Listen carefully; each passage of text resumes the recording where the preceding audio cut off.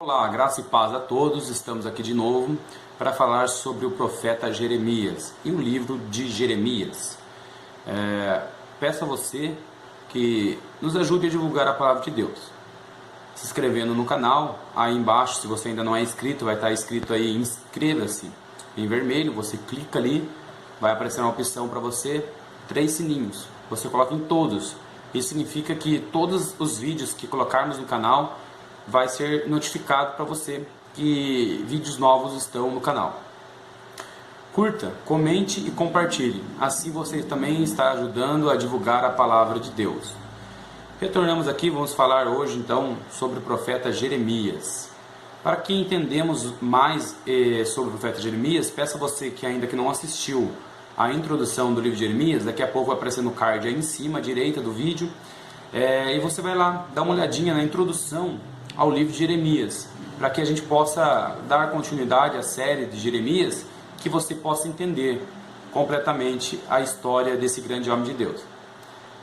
Vamos falar um pouquinho, entender a história de Jeremias. Vamos voltar um pouco no livro de 2 Reis, capítulo 22, aonde ali foi achado o livro da lei. Foi no 18º ano do rei Josias. O rei Josias começou a reinar com 8 anos de idade, então com 26 anos de idade, Josias acha o livro da lei. E quando esse livro da lei ele é lido ao rei, o rei rasga suas vestes, humilha-se diante da presença de Deus e vê que o povo está pecando. E ele, como um rei, significa que ele está conduzindo o povo a pecado. A gente vê que Manassés, antes de rei Josias, Manassés foi um rei muito perverso. A gente viu falar sobre Acabe, nosso estudo do profeta Elias, que a gente fala que Acabe foi um dos piores reis antes dele. Porém, Manassés superou todos os reis, tanto do norte como do sul. Manassés levantou altares a deuses, aonde ele queimava os seus filhos a sacrifício a outros deuses. Então, ali depois, Amon sucedeu ao rei Manassés, e depois conspiraram contra ele, e Josias assumiu o reinado. Então, na época de Josias, Jeremias começa a profetizar. Jeremias começa a falar sobre a palavra de Deus. Jeremias ele começa no 13º ano do reinado de Josias. 5 anos depois, o livro da lei é achado. E quando esse livro da lei é achado, o rei se rasga diante de Deus, humilhando-se perante a Deus e vendo que o povo pecou. O que traz essa mensagem para nós? Que muitas vezes a palavra de Deus está escondida em nosso coração. Ela tem que ser achada. E quando achamos a palavra de Deus, reconhecemos nossos pecados, nossos erros e vimos como estamos andando erroneamente perante o Senhor. O que é esse livro da lei nos dias de hoje? É aqui a palavra de Deus. A Bíblia Sagrada, a palavra de Deus. Eu faço uma pergunta a você que está ouvindo esse vídeo. Quantas vezes você lê a Bíblia durante o dia? Quantas vezes você dedica a ouvir uma pregação da palavra de Deus? Ou você só lê o versículo do dia, porque hoje temos aplicativos que lançam um versículo todo dia, você só lê aquele versículo? Você se dedica ao estudo da palavra de Deus? Você se compromete a comprar livros que explicam a palavra de Deus? Quanto tempo você dedica à leitura da palavra de Deus? É isso que nos afasta de Deus. Aí eu pergunto a você, quanto tempo você fica no Facebook, no Instagram, no WhatsApp, ou no YouTube vendo vídeos de comédia, para distrair a mente, dando risada? E quanto tempo você dedica à palavra de Deus? A gente vê que há 2 coisas dentro do nosso corpo. Um é o Espírito de Deus e outro é a carne. Qual dela nós estamos alimentando mais? Será que estamos alimentando mais o Espírito de Deus que está dentro do nosso corpo? Com palavras da palavra de Deus, com ensinamentos da palavra de Deus, como você agora está ouvindo esse vídeo? É um estudo da palavra de Deus. Você está alimentando o Espírito que está em você, é o Espírito de Deus que está dentro de você. Mas quando você está distraído com outras coisas, assistindo outras programações que não trazem a palavra de Deus, você está alimentando a carne. E ali o rei, ele reconheceu, porque quando lemos a palavra de Deus, reconhecemos nossos erros e nos aproximamos a Deus. Dando continuidade, Jeremias, ele, como eu disse, ele no 13º ano do rei Josias, Jeremias começa a pregar e a profetizar ao povo de Judá. A primeira visão que Jeremias tem foi de uma vara de amendoeira, aonde Deus pergunta a Jeremias: Jeremias, o que vês? Ele fala: uma vara de amendoeira. Deus diz: vês-te bem, porque eu zelo com a minha palavra para cumpri-la. A palavra no hebraico, amendoeira, significa uma raiz, o significado dela é velar. Velar significa vigiar no hebraico. Então Deus, ele diz a Jeremias: eu estou vigiando, eu estou vendo o que o povo está fazendo, e eu cumpro com as minhas palavras. Que palavras são essas? Lá em Deuteronômio, esse povo tinha a palavra da lei, a palavra onde Deus dizia: se esse povo se voltar contra mim e adorar outros deuses, trazer para eles adoração a outros deuses, eu irei castigá-lo, eu irei puni-lo eles pelas suas rebeldias, pela sua prostituição. Então Deus diz a Jeremias: eu zelo com a minha palavra. E Deus diz hoje a mim e a você que ele zela em cumprir com as palavras dele. E qual é a palavra do Senhor? Que é aquele que se desvia da vontade de Deus, porque ele é o Criador. As pessoas podem perguntar: mas e aí, eu posso fazer a minha própria vontade? Pode, porém o juízo virá sobre você. Você será responsável pelas suas atitudes. Porque a vontade de Deus é que todos se salvem, todos cheguem ao arrependimento, mas para que você seja salvo, você tem que cumprir com a programação a qual Deus fez o ser humano.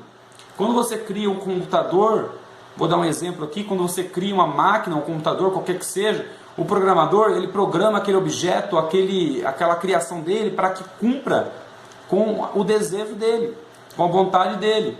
Você cria uma máquina para cortar um tecido, aquela máquina tem que cumprir o objetivo dela, que é cortar o tecido.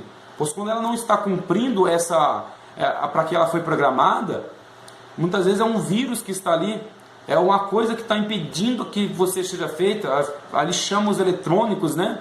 Ali chama ali as pessoas especializadas, o criador daquele produto, para que tire aquele vírus.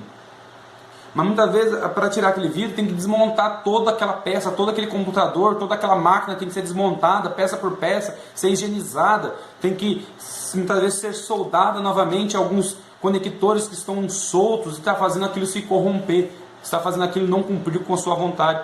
Deus, quando nos criou para adorarmos a Ele, para servirmos a Ele, para que sejamos limpos diante dEle.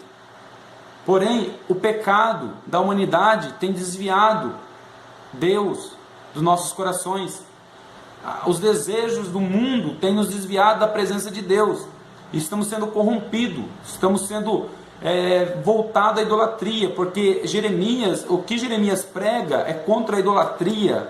Contra um dos pecados principais desse povo é a idolatria a outros deuses. E com a idolatria a esses deuses, eles têm uns costumes diferentes.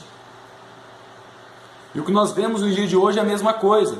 Estamos sendo corrompidos e Deus tem que nos abrir. E isso dói. Ele tem que nos castigar. Castigar no sentido do quê? Nos purificar. Como você purifica o ouro e a prata? É colocando um fogo. É derretendo, é tirando a impureza. E é assim que Deus faz com o seu povo. Aquele que Ele ama. Assim como o pai corrige um filho para que o filho não cresça corrompido com as coisas do mundo, droga, prostituição e outras coisas, assim também Deus, Ele castiga aquele que Ele ama, aquele que Ele tem por filho, como Hebreus fala. Então, se hoje você está passando por um tratamento, uma purificação de Deus, dê glórias a Ele, porque o Espírito Santo de Deus ainda mora dentro de você. Dando continuidade, a segunda visão que Jeremias teve, que Deus falou: olha, e o que vês? Ele fala: veja uma panela do norte, vindo do norte, derramando sobre cá. Deus fala: esse é o povo a qual eu vou trazer para castigar a Israel. Uma nação forte, uma nação a qual eles nem conhecem, que era a Babilônia e Nabucodonosor, a qual estava vindo do norte para castigar o povo. A gente vê que naquela época a briga por nação era muito grande, o domínio para que conquistasse toda a terra era muito grande. Não é diferente no dia de hoje, uma nação quer ser superior à outra.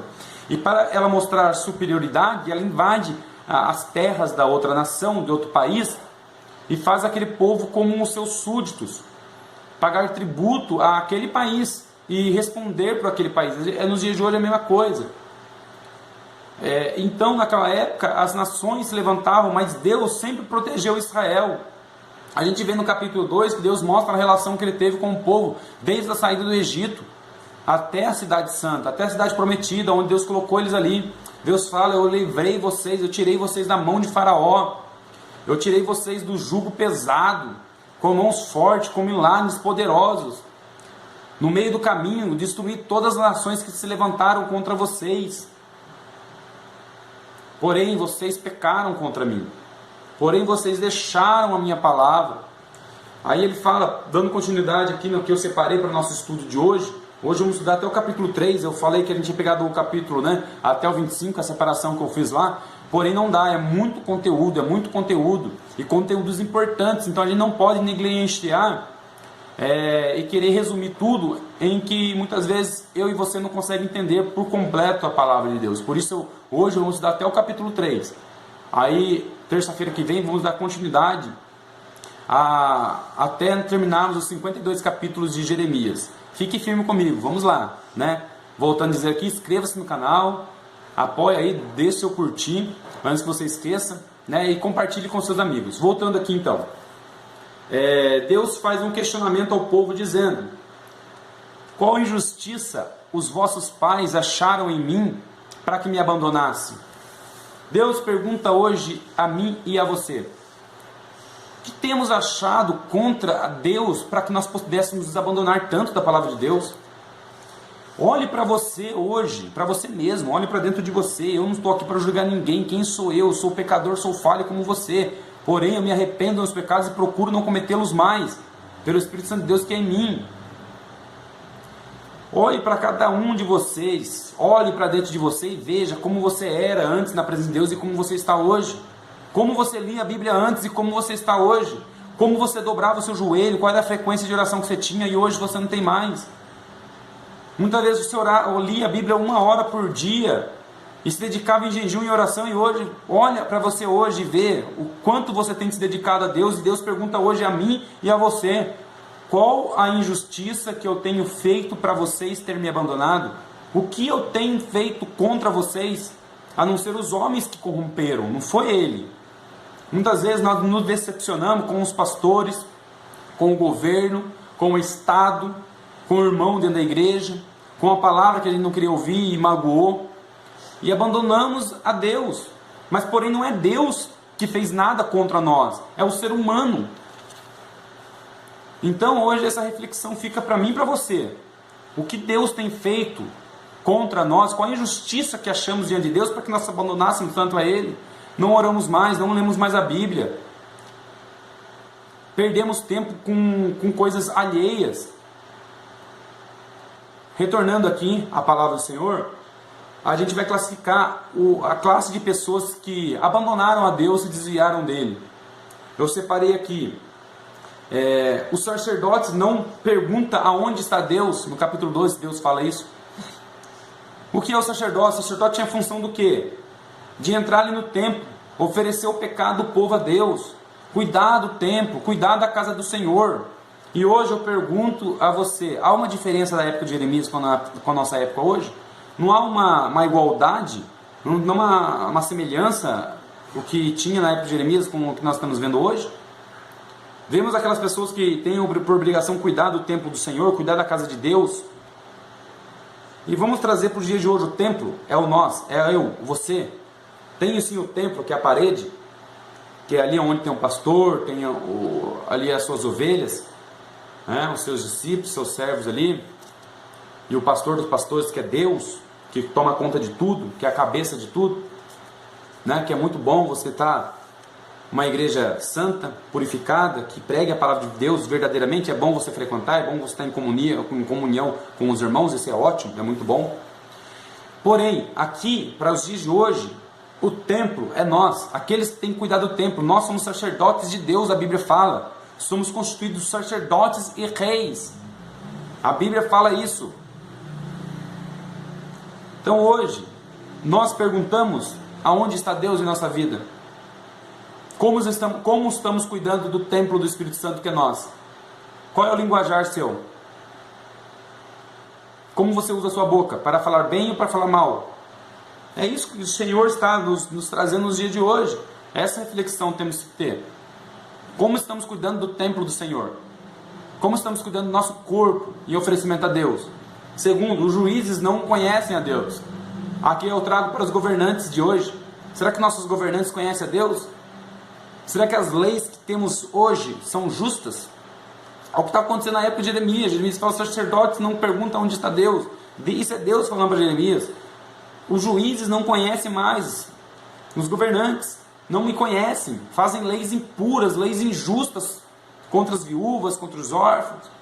E hoje a gente vê uma lei tão corrupta hoje dentro do nosso país, onde beneficia aqueles que fazem mal e os que fazem bem são maltratados, são desprezados.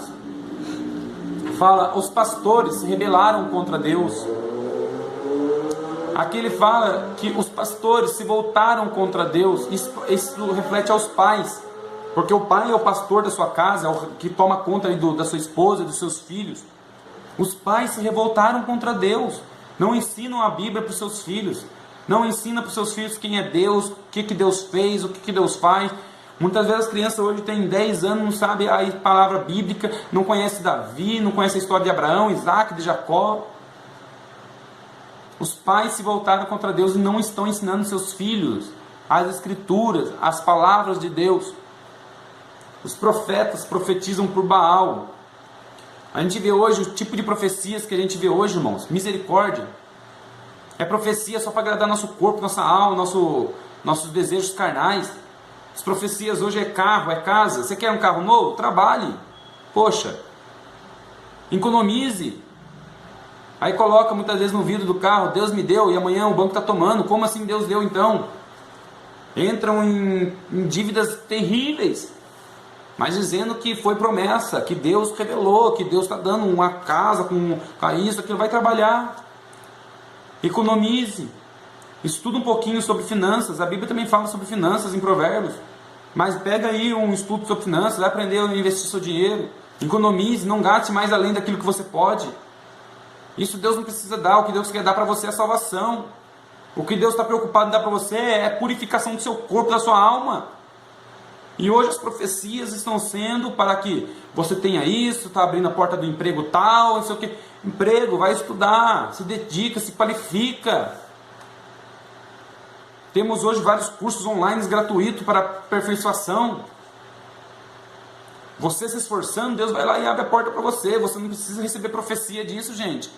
Estamos sendo como meninos, como crianças na presença de Deus. Por que estamos sendo assim? Porque esquecemos daqui, ó, da palavra verdadeira e fiel. O que Deus está preocupado é dar salvação para você. Não que Deus não se preocupe em dar um bom emprego para você, uma boa casa, um bom carro. Sim, se preocupa, mas você tem que fazer a sua parte. Agora a salvação depende de Deus, e nós aceitarmos a Ele como Salvador. Aí Ele vai nos purificar, Ele vai nos justificar, Ele vai nos glorificar. Aí, a partir do momento que aceitamos a Cristo, Ele faz tudo. Então, hoje os profetas profetizam por Baal, profetizam o humanismo. Vamos ficar atentos ao que nós estamos vendo. Hoje as pessoas dão mais ouvido aos profetas do que a palavra de Deus, porque eles não estudam a palavra de Deus. Então o que o profeta fala, para ele é tudo. Porque eles não conhecem a lei, eles não conhecem a palavra de Deus. Buscai a palavra de Deus. A palavra de Deus em João fala: conhecereis a verdade vos libertará. A verdade é Cristo. Ele fala: eu sou o caminho, a verdade e a vida. E como eu conheço Cristo? Escutando, ouvindo a palavra de Deus, lendo, estudando. Amém? Vamos dar continuidade então. Viu como que é muito conteúdo, irmãos? É muito conteúdo. Não dá para resumir 25 capítulos em um vídeo, né? Senão vai ficar muito longo o vídeo e cansativo. Deus diz que nenhum outro povo se prostituiu tanto como o povo de Judá. Eles serviram a todos os tipos de deuses. Deus fala isso ao povo: nenhum povo na terra se prostituiu tanto como vocês. E o que nós estamos vendo hoje, irmãos, no dia de hoje, aqueles que se dizem cristãos, aqueles que se dizem filho de Deus, é os que mais se prostituem. Eles estão envolvidos em corrupções no governo, em corrupções no trabalho, em corrupções em todos os tipos de coisa. Eles estão ensinando dentro do templo do Senhor mentiras. estão aceitando qualquer tipo de filosofia mundana, estão pregando dentro do púlpito do Senhor filosofias mundanas, é humanismo, onde o homem é o centro de tudo, é o homem que determina o que ele quer, o que ele vai fazer, é o homem que determina o seu futuro. Porém a Bíblia nos fala em Jeremias 9, a gente vai ver isso mais para frente, que o homem não conhece seu futuro, porque é Deus que conhece todas as coisas. Ele falou: ó forte, cadê a sua força? Ó sábio, cadê a sua sabedoria? Cadê o seu conhecimento? Porque é Deus que conduz. Não adianta eu querer dizer que eu vou ser isso, aquilo, aquilo outro, se não é Deus que os planos de Deus na minha vida. Porém, assim como eu falei lá, que a gente tem que fazer a nossa parte. Você tem um desejo no seu coração, você tem um plano para o seu futuro, coloque ele diante de Deus em oração. E se for da vontade de Deus, amém. Como Jesus fala: Pai, seja feita a sua vontade, não a minha. A vontade minha é isso e aquilo, seja sincero com Deus. Eu tenho um desejo de ser assim, assim, assim, assim. Eu quero que meu futuro seja assim. Eu quero ter uma casa assim, eu quero ter um carro assim. Coloque diante de Deus. Se for da vontade de Deus, Ele vai te dar. Através do seu esforço, através do seu estudo. Deus vai abençoando, Deus vai abrindo os caminhos. Faça isso, você vai ver como que Deus é maravilhoso na sua vida, na minha vida. Isso também, se Deus não dá, Ele continua sendo Deus. Tem um hino que fala assim, não tem? Se Deus der, Ele é Deus. Se não der, Ele é Deus. Se Ele curar a doença, Ele é Deus. Se Ele não curar, Ele é Deus. Em tudo Ele é Deus. Ele nunca dá e deixar de ser Deus. Menos que você pensa que Ele tem que fazer tudo para você, e se Ele não está fazendo, você pensa que Ele não é Deus. Ele continua sendo Deus. Vamos dar continuidade. Aí Deus fala que eles cometeram 2 pecados. Ele observa 2 pecados. Fala assim: abandonaste o manancial, que é Deus, e cavaram para si cisternas rotas. Abandonaram a palavra de Deus, que é o manancial, que é a palavra verdadeira e fiel, e cavaram para si cisternas rotas. Cisternas rotas significa cisternas que não retém água, que não conserva água, cisterna rachada. Uma cisterna, onde você colocar água, ela vaza. Deus traz essa mensagem de cisterna porque naquela época, como hoje, a água é essencial para tudo. Então eles abriam poço. Quem tinha um manancial, quem tinha um poço ali, uma cisterna, nossa, era o homem mais rico. A gente vê lá nos livros lá, Jó, Ló e Abraão brigando ali, né, o seu sobrinho brigando com ele ali, os pastores deles brigando por causa de um poço. A gente vê ali, quem tinha um poço, quem tinha uma cisterna, eram homens ricos. E Deus fala: vocês largaram, abandonaram a cisterna do manancial, a fonte de todas as coisas, e cavaram para si, se esforçaram para cavar para si cisternas rachadas. Olha que interessante isso, meu irmão. Ele é a fonte verdadeira, a palavra de Deus é o manancial verdadeiro, essa palavra de Deus é o manancial verdadeiro. E hoje estamos cavando, estamos se esforçando, estamos com um trabalho árduo para achar cisternas vazias, rachadas, abandonando as coisas de Deus, abandonando a vontade do Pai. Aí Deus continua dizendo aqui: Deus disse que o povo, vocês não são escravos, nem nasceram escravos, diz para o povo de Judá. Por que vocês se escravizam? Por que os outros povos dominam sobre vocês? Vocês não nasceram escravos e não são escravos, então por que eles dominam sobre vocês como um leão? Irmãos, Deus não nos criou para ser escravo, não nos criou para ser escravo do medo. Hoje muitas pessoas vivem com medo de morrer, medo de perder emprego, medo de muitas coisas. Tem medo de você não sair nem de casa, medo do coronavírus pegar você, medo disso, medo de milhar de coisa. Tem gente que tem medo de tudo, escravo do medo, escravo da incerteza. Tem pessoas que não têm certeza de nada, pessoas que vivem ao léu, escravos da beleza, né? Querem se cortar, se maquiar e entrar em cirurgias de qualquer tipo, porque quer ser beleza, quer estar bonito, quer fazer isso, quer fazer aquilo. Ser escravos. Escravos do autoconhecimento, querendo conhecer coisas que não convém a ele. Por que não convém a ele? Porque a verdadeiro conhecimento está na palavra de Deus. Aí você quer cavar para você para resolver seus problemas em lugares onde não tem, é cisterna rachada. A maioria dos livros de autoajuda fala que você pode, que você domina sua mente, que você não sei o que, você não sei o que, você é o centro de todas as coisas, mas não, sendo que Deus é o centro de todas as coisas, o futuro pertence a Ele. Aí ele fala ainda lá no capítulo 9, ele fala assim: o Eutipe pode mudar a cor da sua pele? Agora eu pergunto para você aqui: você pode aumentar 1 centímetro à sua altura, ou você pode prolongar 1 minuto da sua vida. Nem você sabe quando vai morrer. Você não sabe. E mesmo se você soubesse, você poderia aumentar 1 minuto na sua vida? Não pode. O único que pode é Deus. O único que sabe todas as coisas é Ele, pela sua onisciência. Aqui Jeremias havia profetizado. Isaías, em 170 anos atrás, já havia profetizado que o reino do norte ia acabar com Jerusalém. Olha, você vê, 732 anos antes, Isaías já profetizou em Isaías 53 a vinda e a morte de Cristo.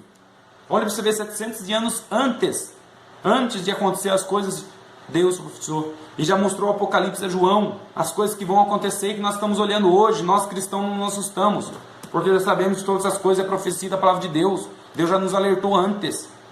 É Ele que conhece tudo, o passado, o presente e o futuro. Só Ele. Né? Vamos dar continuidade? Ele diz assim: o que adianta agora vocês ir lá no Nilo, no Egito, beber água do rio Nilo? O que adianta agora vocês ir lá à Síria, beber água do rio Eufrates? O que significa que ele está falando dessa cisterna, que vocês cavaram para essa cisterna rachada, não acharam nada. Aí vai lá no Egito pegar deuses do Egito para trazer para vocês como fonte de água. Isso que Deus está falando aqui, beber água no rio Nilo, significa o quê? Buscar lá no Egito deuses para vocês. Buscar nos assírios deuses para vocês. O que adianta nós queremos buscar no mundo soluções para a nossa vida, solução para o propósito da nossa vida, sendo que o propósito dessa vida está na palavra de Deus, está em viver na presença de Deus, porque o mundo aqui é passageiro, a nossa vida é eterna junto com Deus. Não somos essa terra. É isso que Deus nos fala. Ele nos levará de novo para o céu junto com Ele. Então, nosso mundo, nós não vamos achar solução para nossos problemas. A solução para nossos problemas é dedicarmos a Deus, entregar nossa vida para Ele. Ele fala isso no capítulo 9. Quando eu acabei de repetir: ó sábio, cadê sua sabedoria? Ó forte, cadê sua força? Mas alegrai-vos em me conhecer. Porque quando você conhece a Deus, meu irmão, solução dos seus problemas resolve tudo, porque você sabe que Deus está no controle de todas as coisas, é Ele que conduz tudo, e você entrega a sua vida na mão de Deus, e Deus, Ele toma conta da sua vida. Em tudo que você faz diante de Deus, você ora a Deus para abrir um negócio, você ora a Deus para a porta de um emprego, você ora a Deus para sair do seu emprego, você ora a Deus para tudo, e Deus está no controle, Ele está no comando, e na hora certa Ele faz todas as coisas. Assim como Ele disse a Jeremias: você será muro forte, coluna de ferro, colocarei você entre os homens, não temas eles, porque eu estou contigo, nenhum deles vão prevalecer contra você. E o que aconteceu? Continuando, aqui Deus fala: eles pecaram tanto por si próprio. Os pecados deles eram tão grande, que não precisava nem de armadilha para eles pecar. O inimigo não precisa nem colocar armadilha para pescar eles, porque eles mesmos iam atrás do pecado. É o que nós estamos vendo hoje, irmão. O inimigo, o diabo, não precisa nem colocar seta, não precisa nem colocar armadilha para pegar muitas pessoas aí. Elas mesmas procuram prostituição, elas mesmas procuram adultério, elas mesmas procuram falar mal dos seus amigos, elas mesmas procuram roubar, matar, destruir. Eles mesmos procuram por si próprio a destruição. Era isso que estava acontecendo no povo lá. Ele fala assim: as prostitutas aprendem com vocês. Olha você ver, Deus falando ao povo de Judá: as prostitutas aprendem com vocês, porque vocês não precisam do pecado vir atrás de vocês, vocês vão atrás do pecado, vocês vão atrás da prostituição, é vocês que buscam os outros ídolos. As pessoas não precisam nem oferecer para você, é você que está indo buscar. Você está entendendo? Nos dias de hoje, eu vou dar um exemplo que nos dias de hoje, a pessoa não precisa nem chegar a mostrar para você o pecado, convidar você para sair do pecado, você convida as pessoas, você sai, você está se prostituindo por conta própria. A corrupção é tão grande que você não procura o mal para você. Vamos dar continuidade? Agora vamos lá para o capítulo 3, para nós encerrarmos, né? Para que na terça-feira, se assim o Senhor nos permitir, nós damos continuidade a esse livro maravilhoso, tremendo, que, né, vamos pedir à nossa irmã Cris. Deus abençoe a irmã Cris, porque está sendo um estudo muito maravilhoso, está sendo um estudo muito edificante. E peço a você também aí que se inscreva no canal, aí embaixo vai estar na descrição aí, inscrever, se você não é inscrito ainda, clique em inscrever, Coloque no sininho aí para aceitar todas as notificações. Curta, compartilhe e vamos divulgar a palavra de Deus. Dando continuidade, Deus fala a Judá. Deus chama Judá no capítulo 3 para mostrar para Judá o que aconteceu com o povo do norte. A gente sabe lá que o norte foi dividido em 2 reinos ali. Até Salomão era um reino só, Israel era um povo só. Aí depois, com o filho de Salomão, Roboão, se dividiu o reino. Então o reino do norte e o reino do sul. O reino do norte foi levado cativo e depois de 136 anos, Judá foi levado cativo. Mas Judá foi levado cativo em 3 etapas, a gente vai ver isso mais para frente. Foi levado em 3 etapas até que destruiu totalmente eles. Então a gente vê que Deus chama esse povo para olhar o que aconteceu com o povo lá atrás. E o que tinha acontecido com o povo lá atrás? Ele fala assim, Deus fala assim, Judá, olha a tribo do norte e vê quanto mal eles fizeram, como foram a vergonha deles, e assim vocês cometem o mesmo pecado. Jeremias chama o povo de Judá e fala assim, olha lá o que aconteceu com o povo do norte, olha as 10 tribos, olha lá para Siló, olha lá para a tribo do norte, veja o mal que eles cometeram, as prostituição que eles fizeram, os ídolos que eles levantavam, olhem e o que eu fiz com eles.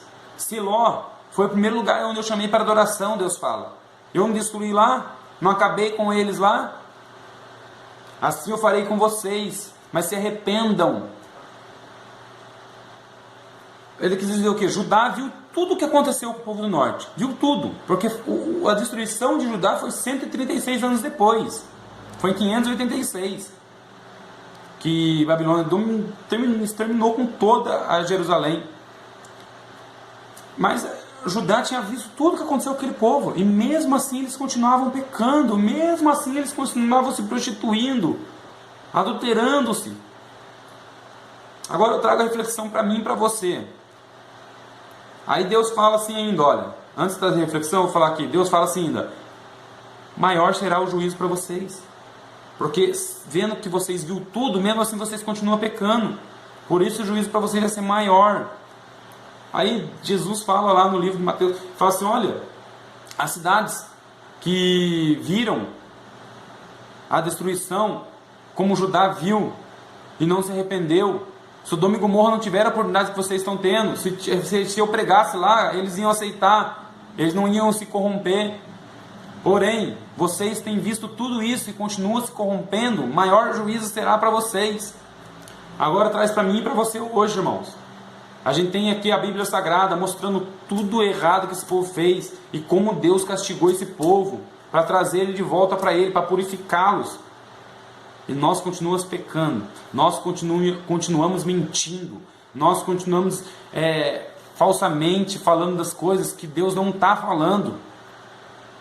Continuamos nos prostituindo, continuamos deixando Deus por qualquer coisa. Uma proposta que a pessoa oferece para você, você abandona os instrumentos de Deus, fala, Deus, o Senhor sabe, depois eu volto a Ti. É assim que o povo fazia. O povo não reconhecia o seu pecado. E é muitas vezes como o povo está hoje, a gente fala para o povo que eles estão pecando, que a palavra de Deus não é essa, e fala, no que eles estão pecando? Está tudo certo, olha que bênção. Olha, você vê, é o que o povo falava para Jeremias. Não vamos destruir a gente não, Jeremias. Olha, você vê, a gente vive bem. As coisas estão bom para nós. Aí Deus chama essa reflexão ao povo de Judá. Olha, vocês viram o que aconteceu, e a Síria se levantou e dominou, destruiu Judá, destruiu o reino do norte. Destruiu Israel, e vocês viram tudo isso, e mesmo assim, vocês ainda continuam se prostituindo, continuam errando. E nós, irmãos, estamos vendo tudo isso que aconteceu, e tudo isso que está acontecendo no dia de hoje, e nós ainda continuamos pecando contra Deus. Que nós possamos parar com isso, e possamos nos arrependermos dos nossos pecados e voltarmos a Deus. O que Deus chama o povo, irmãos, é para o arrependimento dos pecados. Deus quer que confessamos nosso pecado para Ele. É isso que Deus espera da gente. Antes de encerrarmos, eu quero ler, porque essa mensagem aqui é tremenda. Jeremias 3, versículo 14. Convertei-vos, ó filhos rebeldes, diz o Senhor, pois eu vos desposarei e vos tomarei a mim a uma cidade, de uma cidade, e 2 de cada família, vos levarei a Sião, e lhes darei pastores segundo o meu coração, que vos apacente conhecimento com inteligência. Deus, ele fala para o povo. Aqui Deus manda Jeremias olhar para o povo do norte e dizer para ele: olha, arrependei-vos do pecado de vocês. Arrependa, volte-se a mim.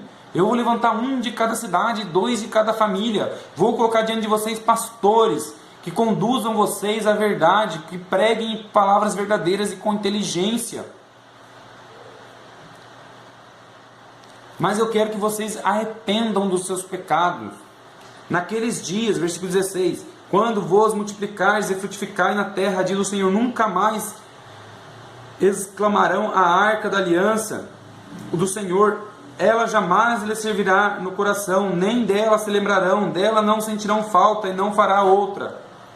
A gente sabe que a arca da aliança é um símbolo para o povo judeu, que é a presença de Deus que tinha dentro do templo ali, a arca da aliança, onde Deus ali, a sua presença, o seu Shekinah descia ali, a sua glória. E o povo tinha a arca com a presença de Deus. Deus fala assim: olha, quando vocês se converterem a mim de todo o vosso coração, eu virei a vós, e quando vós multiplicar na terra, vocês não vão precisar da arca mais, porque eu estarei presente diante de vós. Olha que tremendo, irmãos. Essa profecia aqui, ela pode ser escatológica, segundo os historiadores e estudiosos da Bíblia falam, porque isso ainda não aconteceu. Mas a gente, juntando com a palavra a Isaías, Daniel e a palavra em Apocalipse, a gente vê que isso daqui vai acontecer ainda quando Jesus descer do seu reino milenar em Israel e ali reinar. Diz assim: naquele tempo chamarão a Jerusalém de trono do Senhor, e todas as nações se ajuntarão a ela, em nome do Senhor, e Jerusalém nunca mais andarão segundo o propósito do seu coração maligno. Naqueles tempos, todas as nações da terra irão a Israel, a Jerusalém, e ali adorarão a Deus, e ninguém mais andará segundo o seu próprio coração maligno, porque o coração do homem é o mais enganoso que tem. Isso é a Bíblia que fala, o coração do homem é o mais enganoso que tem. No coração do homem há todo tipo de males. É só pisar no seu calo, você vai ver como que é as coisas. É só ferir aquilo que você ama, você vai ver como que o seu coração vai conduzir. É só falar mal de você para você ver como que você se sente. Mas Deus purificará o coração. Por isso que a gente trata essa passagem também como uma passagem escatológica. A escatologia significa o futuro. Significa as mensagens, as coisas que irão acontecer lá na frente. Naquele dia andarão cada casa de Judá com a casa de Israel, e junto virão a terra do norte, para a terra que dei herança aos nossos pais. Olha que tremendo. Deus diz que naquele dia o norte, a nação do norte e a nação do sul se juntarão novamente. Ele unirá o povo de Israel novamente, e serão um povo só. Eu, porém, dizia a mim mesmo: como te porei entre os filhos e darei a terra desejável, excelente herança do exército das nações. E respondi: Pai, chamas a mim, eu nos darei. De fato, a mulher infiel ao seu marido fosse infiel contigo, ó Israel. Porém, naqueles lugares altos ouvi uma voz. Para concluir aqui, ele diz o que? A mulher infiel ao seu marido, assim como Israel e Judá foi infiel a Deus, prostituiu contra Deus, Deus vai aceitar, vai perdoar os seus pecados, vai purificá-los, e vai fazer nação forte, povo forte. E Deus hoje diz a mim e a você, assim como nós, irmãos, pecamos contra Deus, entristecemos o Senhor, quando falamos mal de um amigo, quando falamos mal de um pastor, quando falamos mal de um vizinho, entristece a Deus. Quando mentimos para alguém, para livrarmos das nossas culpas, nós entristecemos ao Senhor. Quando não cumprimos com a vontade de Deus, nós entristecemos a Deus. Quando não ajudamos o pobre, sendo que a gente pode ajudar, não agradamos a Deus. Então, em várias coisas nós desagradamos a Deus, mas Deus irá purificar nosso coração, trazermos de volta, nós seremos filhos dele. Para terminar, eu queria deixar uma mensagem para vocês que está na primeira epístola do apóstolo João, no capítulo 1, versículo 9, que diz assim: diz o Senhor: se confessarmos os vossos pecados, Ele é fiel e justo para perdoar e nos purificar de toda injustiça.